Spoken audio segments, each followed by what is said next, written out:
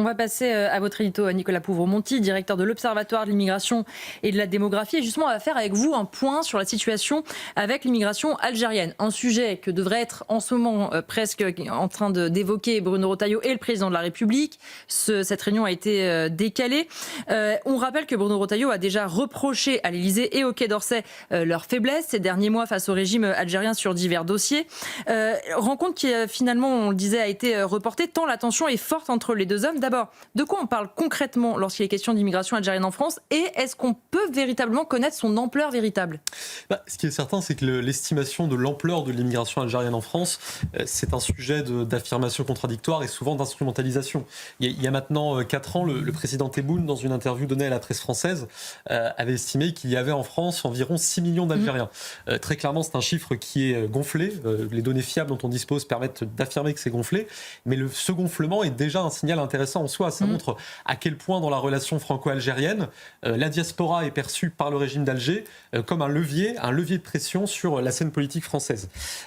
Ce qu'on peut dire de manière prudente, c'est que la France abrite sur 3 générations une diaspora algérienne d'au moins 2,7 millions de personnes. 2,7 millions de personnes au sein desquelles on a environ 900 000 immigrés au sens strict, c'est-à-dire des personnes qui sont nées algériennes en Algérie, ce qui en fait d'ailleurs la population immigrée la plus nombreuse en France, dont la moitié est arrivée après l'an 2000, c'est-à-dire que l'immigration algérienne, c'est à la fois la plus ancienne des immigrations extra-européennes, mais c'est aussi une immigration qui est en forte dynamique. S'y ajoute 1,2 million de descendants d'immigrés algériens de 2e génération, c'est-à-dire des personnes qui ont au moins 1 ou 2 parents immigrés algériens, et au moins 600 000 personnes qui ont 1 à 4 grands-parents immigrés algériens. Alors, une part notable de ces descendants apparaît avoir conservé la nationalité algérienne, le plus souvent en parallèle de la nationalité française, puisqu'il y a, vous le savez, un dispositif d'acquisition automatique de la citoyenneté à 18 ans. Si on regarde l'immigration légale, les titres de séjour, c'est l'indicateur classique, on voit sur les données du ministère de l'Intérieur que les Algériens sont aujourd'hui, ils restent la principale nationalité bénéficiaire des titres de séjour en cours de validité. Au 31 décembre dernier, on avait environ 650 000 Algériens qui disposaient d'un titre de séjour valide sur le territoire national, donc les plus nombreux juste devant les Marocains. Et d'ailleurs, il y a, on peut le dire, une forme de spécialisation française de l'immigration algérienne. C'est-à-dire qu'à elle seule, la France accorde les 2 tiers des titres de séjour qui sont octroyés à des Algériens dans l'ensemble de l'Union européenne. À titre de comparaison, c'est une part 3 fois plus forte que pour les titres de séjour accordés aux Marocains. La France en accorde environ 20%, l'immigration marocaine qui est diffusée plus largement en Europe. Si on regarde l'immigration irrégulière, évidemment, c'est plus difficile d'avoir des chiffres précis, absolument incontestables. Il n'en demeure pas moins que tous les indicateurs à notre disposition permettent de dire que les Algériens sont la principale nationalité représentée dans l'immigration irrégulière. On peut voir 3 indicateurs principaux. D'abord, les étrangers interpellés en situation irrégulière. Les Algériens ont été la nationalité la plus nombreuse de ces interpellés l'an dernier, en hausse de 6% d'ailleurs par rapport à l'année précédente. Si on regarde également le profil des étrangers qui sont dans les centres de rétention administrative, les Algériens à eux seuls ont représenté l'an dernier 1/3 des étrangers retenus en CRA, donc là aussi le premier groupe de très loin en métropole. Et puis enfin, on parlait hier de l'aide médicale d'État, qui est réservée aux étrangers en situation irrégulière. Et là aussi, les données de l'IGAS, l'Inspection générale des affaires sociales, permettent de dire que les Algériens sont les bénéficiaires les plus nombreux de l'AME. Et donc, au regard de tous ces éléments, on comprend évidemment pourquoi la question algérienne est au cœur de la question migratoire, et cela d'autant plus qu'elle est régie par un dispositif dérogatoire très particulier. Vous faites référence justement à l'accord franco-algérien de 1968. On en a beaucoup parlé ces derniers temps, alors que certains ne savaient même pas forcément que cela existait, y compris des décideurs. Bruno Retailleau, lui, est en faveur du fait qu'on dénonce ce traité bilatéral. En revanche, du côté de l'Algérie et de ses défenseurs, on dit qu'aujourd'hui, finalement, cet accord, c'est une coquille vide, qu'il serait scandaleux de le supprimer. Concrètement, aujourd'hui, qu'est-ce qu'il reste dans l'accord ? De quoi parle-t-on vraiment ? Et effectivement, ces derniers mois, Bruno Retailleau s'est prononcé à plusieurs reprises pour la dénonciation de l'accord franco-algérien. Mais ce n'est pas le seul. On a vu un alignement très fort d'un ensemble de responsables politiques au cours au moins des 2 dernières années. Donc Bruno Retailleau, évidemment, Marine Le Pen, Éric Zemmour, évidemment, mais aussi Édouard Philippe, depuis 2 ans, mais aussi plus récemment Gabriel Attal, depuis qu'il est président du parti Renaissance. Alors cet accord, on l'a dit, effectivement, il a été signé en 68. Il a pris la suite des accords d'Évian, qui dataient de l'indépendance. Accords d'Évian qui avait établi un régime de quasi-libre circulation. Donc les accords de 68 en prenaient la suite. Ce qu'il faut bien comprendre, c'est que cet accord régit de manière exclusive les conditions de séjour des Algériens en France. Et ça, c'est vraiment un point central. C'est-à-dire qu'une grande partie de nos lois sur l'immigration ne s'appliquent pas à la principale nationalité bénéficiaire des titres de séjour en cours de validité. Ce régime dérogatoire, d'ailleurs, il s'incarne de manière concrète dans un titre de séjour particulier qui s'appelle le certificat de résidence et qui est réservé aux Algériens. Sa spécificité majeure porte sur l'immigration familiale, c'est-à-dire qu'il a énormément de dispositions dérogatoires et les plus nombreuses et les plus favorables concernent l'ensemble des motifs familiaux de l'immigration. Alors on pourrait multiplier les exemples. Les Algériens accèdent plus facilement au regroupement familial que les autres étrangers extra-européens. Ils ont une durée d'attente moins longue, ils ont des conditions moins exigeantes en termes de logement ou de revenus par exemple. Lorsqu'on est un parent algérien d'enfants français mineurs, on a le droit à un titre de séjour sans avoir à prouver qu'on contribue depuis au moins 2 ans à l'entretien et à l'éducation de l'enfance, qui est la condition normalement exigée pour les autres étrangers. Et peut-être un dernier exemple, le conjoint algérien d'un citoyen français ou d'une citoyenne française a lui aussi droit à un titre de séjour sans avoir à prouver qu'il y a effectivement une communauté de vie entre lui et son conjoint, ce qui est évidemment un nid à fraude. De manière peut-être encore plus surprenante, l'accord franco-algérien intègre une disposition qu'on appelle la kafala. Alors la kafala, c'est un régime juridique issu du droit islamique qui est une sorte d'adoption sans tutelle qui existe dans le droit algérien mais qui n'a pas d'équivalent dans le droit français et qui normalement n'ouvre pas droit au regroupement familial. Mais dans le cas des Algériens, la décision de kafala ouvre droit au regroupement familial et c'est d'autant plus problématique que la décision de kafala est prise par le juge algérien et l'administration française n'a aucune possibilité de contredire cette décision parce qu'évidemment c'est complètement étranger à notre ordre juridique. Et là-dessus d'ailleurs, je me permets de citer l'ambassadeur Xavier Driancourt qui a été en poste en Algérie pendant 7 ans. Il écrit que ça revient à donner au juge algérien le pouvoir de délivrer les autorisations d'entrée sur le territoire français. Et de fait, c'est ce à quoi ça s'apparente. On pourrait citer beaucoup d'autres exceptions, au-delà même de l'immigration familiale. Mais donc, quand on voit ça, on comprend évidemment les raisons des appels de plus en plus nombreux et divers à dénoncer l'accord franco-algérien, et qui en fait repose sur 3 raisons fondamentales. D'une part, une question d'équité par rapport aux autres étrangers extra-européens. D'autre part, une question de cohérence de nos lois en matière d'immigration. On a voté 30 lois sur l'immigration en 40 ans, dont une large part de dispositions ne s'applique pas aux Algériens. Et puis enfin, il faut le dire aussi, la question de la difficulté, des difficultés d'intégration de l'immigration algérienne en France. Et justement, qu'en est-il de ces difficultés ? On a bien compris que les immigrés algériens sont les plus nombreux en France, que cet accord de 68 leur permet d'avoir un régime favorable. Mais est-ce que vraiment le résultat aujourd'hui est aussi désastreux qu'on le dit parfois ? Est-ce qu'on peut parler vraiment d'échec de l'intégration dans ce cas précis ? Je pense que ce qu'il faut commencer par dire, c'est que l'accord franco-algérien a clairement modifié la physionomie de cette immigration en France. De ce point de vue-là, en début d'année, la sénatrice Muriel Jourda, qui est présidente de la commission des lois du Sénat, a publié un rapport très éclairant sur les accords bilatéraux en matière d'immigration, dans lequel elle écrit notamment, je cite, « L'immigration algérienne se distingue des autres par sa nature, à savoir une immigration principalement familiale et d'installation. » On disait ce que contenait l'accord franco-algérien sur ces sujets. Si on regarde encore les nouveaux titres de séjour, ceux qui ont été accordés aux Algériens pour la première fois l'an dernier, on voit que 55% d'entre eux l'ont été pour motif familial, contre 26% pour la moyenne de toutes les nationalités, et que seulement 9% l'ont été pour motif économique, c'est-à-dire de travail, contre 17% en moyenne. Donc ça veut dire que l'immigration algérienne en France est 2 fois plus familiale et 2 fois moins économique que la moyenne de l'immigration légale dans son ensemble. Et ça, évidemment, ça a des implications fortes, d'autant plus qu'au-delà du seul accord de 68, c'est consolidé ce qu'on pourrait appeler une exception algérienne générale, avec d'autres textes qui se sont adossés à cet accord. Je pense notamment à la Convention franco-algérienne de sécurité sociale, qui date de 1980, et qui pose le principe d'une égalité absolue de traitement entre Algériens et Français en France dans l'accès aux prestations sociales. Qu'est-ce que ça a comme conséquence ? Un exemple parmi d'autres, pour percevoir le RSA, les ressortissants algériens sont dispensés, contrairement aux autres étrangers, d'avoir depuis au moins 5 ans un titre de séjour permettant de travailler en France. Et pour ce qui est des résultats en matière d'intégration, il y aurait énormément de choses à dire. Peut-être 3 données seulement. En matière d'emploi, on a quasiment 40% des ressortissants algériens en France qui ne sont ni en emploi, ni en études, ni à la retraite. Donc c'est un taux 3 fois supérieur à celui des Français. En termes de logement, mais plus globalement de consommation de dispositifs de solidarité, On a près de la moitié, 49% des immigrés algériens en France qui vivent en logement social, 44% des descendants d'immigrés algériens. C'est 4 fois plus que les personnes sans ascendance migratoire. Et puis pour ce qui relève des questions de sécurité et de délinquance, le nombre des Algériens écroués en France a plus que doublé en 10 ans. Il a augmenté de 117%.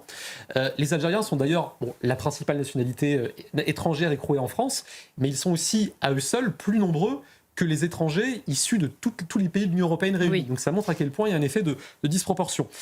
Et donc, de ce point de vue-là, la dénonciation de l'accord franco-algérien, en l'absence de possibilité de renégociation, parce qu'Alger n'est pas dans une optique de renégociation, elle apparaît sans doute comme une étape nécessaire, mais certainement pas suffisante. C'est-à-dire que si demain on dénonce l'accord franco-algérien, les règles d'immigration des Algériens seront alignées sur le droit commun de l'immigration, qui est certes moins favorable, mais qui est quand même l'un des plus ouverts et l'un des moins exigeants d'Europe. Donc finalement, ça ne dispensera pas d'engager d'autres réformes structurantes pour l'ensemble de notre politique d'immigration, mais des réformes qui auront cette fois-ci le mérite de s'appliquer aux ressortissants algériens comme aux autres étrangers. Merci beaucoup à Nicolas Pouvremonti. On va marquer une petite pause et on débattra justement de votre édito. Restez bien avec nous, on revient avec mes invités pour Face à l'info.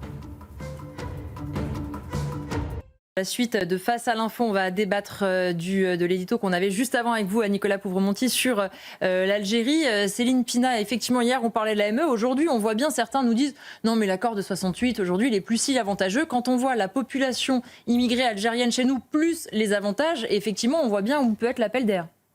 De façon très très claire, et en plus il y a un lien extrêmement fort entre la gauche et l'Algérie, parce qu'il y a tout un mythe autour justement de la décolonisation algérienne, un mythe auquel la gauche a participé, en étant souvent porteur de valises pour le FLN, donc en se positionnant contre la France à l'époque, même s'ils avaient des arguments politiques pour le faire. Et on voit aujourd'hui que cette espèce de mythification de la lutte anticoloniale, on la retrouve dans la difficulté pour la gauche de qualifier ce qu'est LFI aujourd'hui, ce que fait Rima Hassan, parce que ça l'obligerait à regarder aussi son rapport au décolonialisme, qui n'a pas toujours été très très clair et qui continue aujourd'hui à alimenter un tel tropisme vis-à-vis de l'Algérie, que quand vous discutez avec quelqu'un de gauche, ce sont des gens qui vous disent « mais enfin, on ne peut pas rompre avec l'Algérie ». Et là, vous regardez, vous dites « en fait, on peut rompre avec n'importe quel pays, tout comme s'allier avec n'importe quel pays ». C'est dire « on ne peut pas » qui est inconcevable. Et c'est souvent un discours des gens de gauche. En fait, c'est eux qui ne peuvent pas concevoir un lien qui se distende avec l'Algérie, ce qui montre que finalement, leur décolonisation interne n'est peut-être pas achevée. Arthur, sur ce sujet aussi, ce qu'on voit dans les chiffres qui étaient très intéressants, c'est que non seulement une immigration qui est bien plus nombreuse que les autres pays, mais une immigration avant tout familiale, qui travaille très peu. Et c'est aussi ça, parce que l'immigration, même d'autres pays vous diront, c'est l'immigration de travail, c'est une chose. Là, on leur donne beaucoup, mais en revanche, le pays ne reçoit rien en échange, ou pas grand-chose. Ou encore plus d'immigration, éventuellement. C'est pas vraiment une chance pour la France, à en croire les chiffres. Donc on peut se poser une question, c'est qu'on a un régime algérien qui passe son temps à cracher sur la France. On a un régime algérien qui refuse de récupérer leurs ressortissants criminels et délinquants. Et on a un régime algérien qui a embastillé Boualem Sansal parce qu'il a choisi d'épouser la France. Donc moi j'ai toujours la même question, c'est de quoi le gouvernement a-t-il peur ? Avec, et les chiffres que vous avez donnés sont très clairs, Olivier, on nous dit parfois peut-être que le gouvernement n'ose pas affronter véritablement ce dossier algérien parce qu'il y a peut-être la peur que cette population qui est déjà sur notre territoire, finalement, s'insurge et ils craignent une sorte de révolte de rue. Je crois que c'est une mauvaise peur parce qu'en réalité, on s'aperçoit que quand il y a eu les élections algériennes que la population algérienne en France vote très peu pour le régime, donc en réalité il y a une très faible participation, ce qui veut dire qu'il n'y a pas un soutien énorme du régime. Il n'y a tellement pas de soutien énorme du régime que le régime est obligé d'envoyer ses espions pour contrôler les opposants algériens qui sont sur notre territoire, et effectivement ça aussi on les laisse faire. Donc on a un régime qui à la fois essaye de nous influencer, essaye de nous faire peur, et vous l'avez montré en disant que la population d'origine algérienne est bien plus importante. C'est eux aussi qui utilisent des influenceurs pour radicaliser les jeunes dans nos banlieues. Donc je pense qu'effectivement, il faut avoir la main ferme, parce qu'en réalité, le plus grand danger, ça serait de ne rien faire. On va changer de sujet, on va parler politique avec vous, Arthur de Vatrigan. C'est donc dans l'hebdomadaire Valeurs Actuelles cette semaine que le ministre de l'Intérieur a annoncé la fin du macronisme. Il s'est attiré les foudres au passage de certains ministres et députés Renaissance. Comment vous analysez cette séquence politique ? Alors c'est vrai que c'est un peu râlé du côté de certains ministres et certains députés, surtout ceux qui ambitionnent de récupérer le drapeau en 2025 de Macron, coucou Aurore Berger, mais Bruno Retailleau, c'est aussi bien que les Français que la bannière du macronisme a un peu perdu de sa superbe et que s'apparente de plus en plus à un vieux chiffon troué aujourd'hui. Que se réclamer une Macronie, c'est un peu compliqué. Et si on se réfère aux différentes études, aux différents sondages, beaucoup de Français, mais une majorité, souhaitent tourner la page du macronisme. Alors pourtant, on dit, l'échec est un peu dur, les conséquences sont violentes, mais Emmanuel Macron a annoncé la couleur en 2017. Son livre s'appelle Révolution. Alors je sais bien que parfois les révolutions, ça commence par des cris de joie et des hurrahs, mais l'histoire nous a enseigné que ça finit toujours en bain de sang, en drame, en tragédie et en grincement de dents. Mais il faut quand même rappeler que si Emmanuel Macron était arrivé au pouvoir, c'est pas qu'une affaire de circonstances, une affaire de canard enchaîné ou de costume payé, si vous voulez. Le clivage droite-gauche qui structurait tout notre régime politique s'est fait déplumer plus rapidement qu'une dinde à Noël, et en grande partie à cause des deux partis principaux de gauche et de droite, à savoir le PS et l'UMP. C'est-à-dire que la droite n'était plus de droite et la gauche n'était plus de gauche. Donc Emmanuel Macron était arrivé et puis il a dit je ne vais pas continuer à faire semblant d'un clivage, il n'y en a plus, donc on y va. Et c'est vrai qu'il faut reconnaître que depuis ces dernières décennies, on avait quand même du mal à avoir une vraie différence entre le PS et l'UMP. Je ne dis pas qu'il n'y avait pas des problèmes de taux de CSG, de TVA, mais disons que ce n'est pas des divergences super enthousiasmantes. Et ce qu'on voit, c'est comme partout en Occident, en France, on voit le retour du fait partisan. Le fait partisan avait disparu, si vous voulez, à la chute du mur de Berlin en 89. Les grands affrontements idéologiques avaient disparu et au profit d'un management administratif, de l'individualisme, de la rationalité marchande. Bref, ça a accouché du macronisme. Et en politique, on parlait plus de taux de TVA que des questions existentielles. Et là, les questions existentielles sont de retour. Alors, sur des questions de TVA, on peut se mettre d'accord, on fait des compromis, certes boiteux, mais on fait des compromis. Sur des questions de civilisation, c'est un peu plus difficile. Et donc, avec le grand retour des clivages, forcément, le macronisme disparaît. Alors, est-ce qu'on peut parler vraiment de retour du clivage gauche-droite, selon vous ? À gauche, il y en a un qui l'a compris en 2017, c'est Jean-Luc Mélenchon. Alors, généralement, on sait, le col Mao, il fait pas dans la dentelle, il prend pas de pincettes, il charge, il a tout misé sur la radicalité, en prenant le lead de l'extrême gauche. Donc il a deux cibles électorales, l'islamiste et la jeunesse woke. Il a un programme, c'est la Nouvelle-France, et une stratégie, c'est l'opération Place Net XXL. Donc en bon révolutionnaire, il fait le nettoyage de printemps, il garde la mur de la Maison France, mais il élimine toute trace du passé, et puis il prépare l'avenir en mettant la terre en jachère. Ce qui fait que le rejeton à cheveux bleus, la Schrein Theory, lui, on fait très bien qu'il ne crée rien. Il existe que s'il prend une maison vide, c'est ce qu'il fait. Et l'islamiste, lui, il sait que la nature a horreur du vide, donc il attend, il regarde, il sème, et puis il récolte. Donc on peut dire que Jean-Luc Mélenchon, en un quinquennat et demi, a réussi son opération, puisqu'il a réussi à mettre l'extrême gauche au centre de la gauche aujourd'hui, qui est devenu l'asile de tout ce qu'elle fait combattre, le racisme, l'antisémitisme, les sexisme, violence et j'en passe, et il a relégué la gauche dite de gouvernement aux marges. Mais Mélenchon, c'est pertinemment une chose, c'est qu'il n'y a pas de gauche irréconciliable. En fait, ça n'a jamais existé. Si hors élection, les gauches ne lésinent pas pour s'envoyer des parpaings et des noms d'oiseaux, une fois l'élection arrivée, généralement au second tour, ils se mettent sur un coin de table et ils signent un accord. Et à droite, si vous voulez, c'est tout l'inverse. C'est qu'ils savent très bien que la France a emprunté le toboggan qui mène vers le tombeau, mais non seulement la droite de gouvernement refuse de freiner de peur de se brûler les mains, mais en plus, il y en a un devant qui s'avise à essayer de freiner un peu pour éviter la chute, il lui tape dessus en disant non, tu t'en vas, t'es trop d'extrême droite. Donc, à croire que l'agonie pour la droite de gouvernement, c'est la seule discipline olympique dans laquelle elle pense ou elle croit encore triompher, si vous voulez. Mais Bruno Retailleau semble vouloir rompre avec cette image et se positionner justement sur l'axe du retour de la droite. C'est ce qu'il annonce, mais il porte sur lui le sceau de la malédiction, à savoir son parti. Ça s'appelle LR, UMP, tout le monde. Les lecteurs de droite commencent à avoir l'habitude. Tous les 5 ans, on lui refait le coup du retour de la droite, de la dernière chance de la droite. Là, on doit être à la 1000e dernière chance de la droite. Donc, même un juge du syndicat de la magistrature se montrerait moins clément. Donc, on n'est pas loin de l'acharnement thérapeutique. Et l'électorat LR et UMP a suffisamment payé cher pour savoir que une fois au pouvoir, au gouvernement, les convictions annoncées s'envolaient aussi vite qu'elles étaient arrivées. Et donc là, Retailleau va devoir être sacrément convaincant pour persuader de sa bonne foi quand vous avez sur la photo de famille quelqu'un comme Jean-François Copé, comme Madame Pécresse, comme Xavier Bertrand. Mais la nouveauté, c'est qu'avec Bruno Retailleau, c'est qu'il ne s'est pas renié. Je vous rappelle, quand il est arrivé au gouvernement, c'était branle-bas de combat, levée de bouclier, notamment à cause de ses positions passées, notamment sur les sujets sociétaux. Et lui, à la différence de la majorité des membres de sa famille, il a refusé de ployer le genou devant le magistère moral de la gauche. C'est assez rare, donc on le souligne. La question qu'on peut se poser, c'est est-ce qu'il va s'affranchir de ce magistère jusqu'au bout ? Car il faut le rappeler, tout Vendéen qu'il est, il n'a pas le monopole de la droite. Il y en a d'autres. On peut citer Sarah Knafo, Marion Maréchal, Éric Zemmour, Éric Ciotti, même Jordan Bardella, quand on lui dit qu'il est de droite, il ne bouge plus le nez. Donc pour résumer, si la gauche vous donne le titre de droite officiel, c'est que vous n'êtes plus vraiment de droite, quoi. Donc, est-ce que Bruno Retailleau va accepter d'être un peu renié par ça ? Bruno Retailleau, justement, quand il a remporté l'élection LR, il a dit qu'il voulait porter un projet de rupture de la droite. Et alors, il va falloir aller un peu plus loin. Si vous annoncez une rupture, il faut aller quand même plus loin qu'une promesse de budget à l'équilibre ou de souverainisme. Parce qu'un budget à l'équilibre sous califat ou un souverainiste du Wokistan, si vous voulez, c'est pas génial non plus.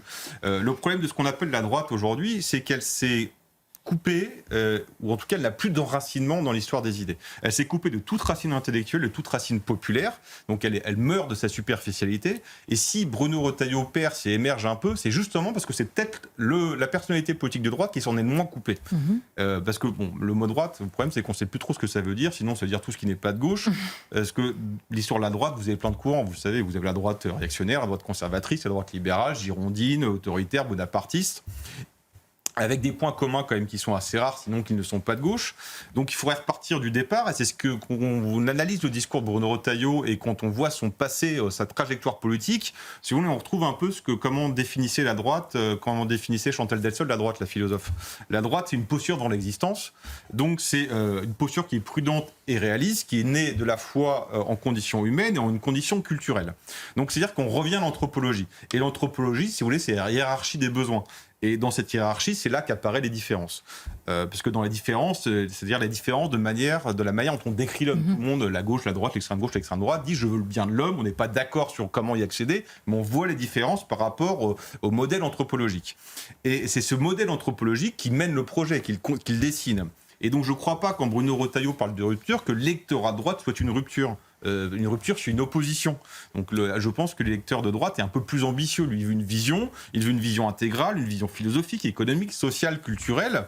Et alors aujourd'hui, avoir des positions fermes sur l'immigration ou sur Bruxelles, si vous voulez, ça ne demande pas beaucoup de bravoure, étant donné que la majorité des Français sont contre l'immigration, en tout cas pour la diminuer drastiquement, et veulent reprendre un peu les clés de leur avenir en main et enlever un peu de pouvoir à Bruxelles.